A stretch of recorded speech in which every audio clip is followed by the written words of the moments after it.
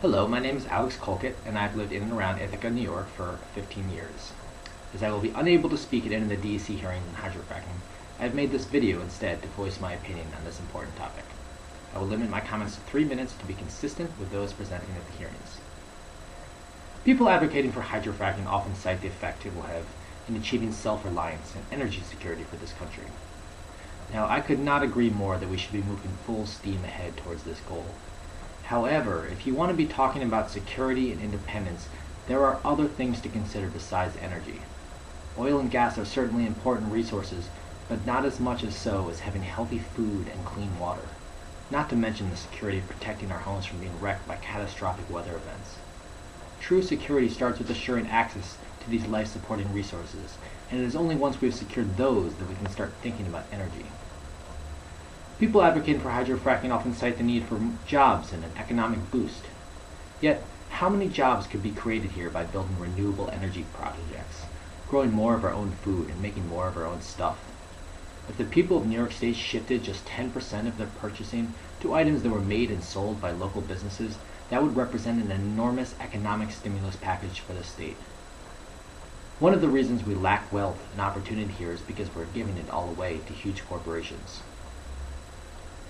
Now, people will debate about how much gas is beneath us, and I'm not going to pretend to know the answer to that. Maybe it's 10 years worth, maybe it's 40, but whatever it is, it's not long enough to make a decision that may drastically alter the land, air, and water of New York State, and negatively impact the lives of many generations to follow who may live here. Ripping up and polluting a beautiful landscape like ours, even if only a little, is just not worth a few decades of semi-energy security. We need to think beyond our immediate interests and consider the long-term repercussions of our actions.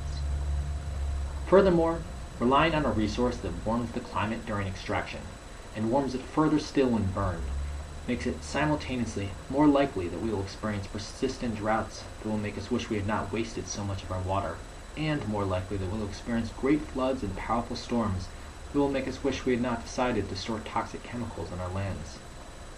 Look, we need jobs, and we need energy security. I think almost everyone in this debate will agree with that. The great thing is, building a green economy can solve both of these problems. It will create strong jobs that will go to local people and still be around in 40 years.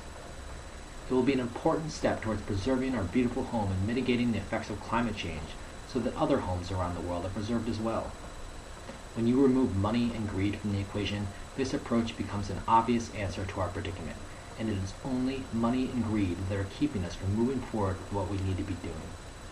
DEC, Commissioner Martens, and Governor Cuomo, it's time to move beyond the greed in politics, ban hydrofracking now, and let's start building a green economy.